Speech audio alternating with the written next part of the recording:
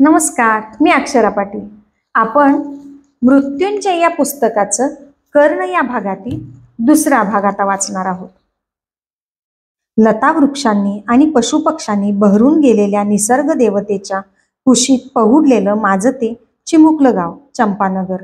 चकोर, चातक, कोकिळ, भारद्वाज आणि सारंग अशा असंख्य पक्षीराजांच्या मधुर कलकलाटानं भल्या पहाटे जागं होणारं, गायींच्या हंबरण्याबरोबर सकाळी रोजच्या कामाला लागणारं, 2 प्रहराच्या रणरणत्या वेळी कदंबाच्या गर्द गर्द गार छायेत निवांतपणे विसावणारं, घंटांच्या तालबद्ध आवाजांसह गायींबरोबर संध्याकाळी धुळीचे लोड उडवीत परतणारं आणि रात्री गंगामातेच्या किनाऱ्यावरून येणाऱ्या मंद मंद शीतल वायुलहरी अंगावर पांघरून एखाद्या निरागस अर्भकासारखं शांत झोपी जाणारं.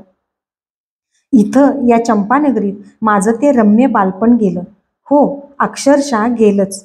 धनुष्यातून एकदा सुटलेल्या बाणासारखं ते कधीच पुन्हा माझ्याकडं परतून काही आलं नाही. पण त्याच्या नुसत्या स्मृतींनीच गंगामातेचं क्षितिजापर्यंत पसरलेलं विस्तीर्ण पात्र माझ्या डोळ्यांसमोर उभं आहे.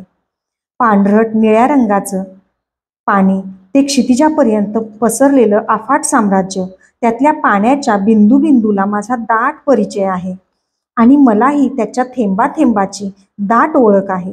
याच गंगामातेच्या काठी पसरलेल्या ओलसर वाळूच्या मऊ मऊ पाठीवर धावताना माझी निर्भीड चिमुकली पावलं उमटली आहेत. या इथल्या अवकळ वायुलहरींनी मी अंगावर लपेटीत असलेलं माझं उत्तरीय अनेक वेळा खट्याळपणानं उडवून लावलं आहे आणि म्हणूनच चंपानगरीच्या आठवणींबरोबरच मी लहानपणी पाहिलेली, याकडेपासून त्याकडेपर्यंत पसरलेली गंगामाता माझ्या डोळ्यासमोर उभी राहते. बालपण म्हणजे तरी काय? कुणाला तरी ते व्यवस्थितपणे नीट सांगता येईल काय? अनेक लोक अनेक कल्पनांनी त्याचं वर्णन करतात, पण मला म्हणाल तर ते नेहमीच रथासारखं वाटत आलं आहे. मुक्त आणि अनिर्बंध कल्पनांचे घोडे सोडलेला एक स्वैर रथ असावा असं.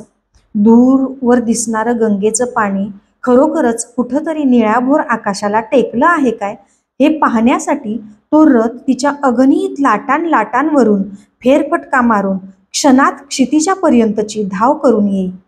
तर कधी कधी तो रथ आकाशातल्या लुकलुकणाऱ्या असंख्य तारका कसल्या कोंदणात बसविलेल्या असतात की ज्यामुळं त्या निळत छत सोडून पृथ्वी तलावर खळखळ निखळून का पडत नाहीत याची खात्री करून घेण्यासाठी आकाशात उंच उंच झेपावून येईल.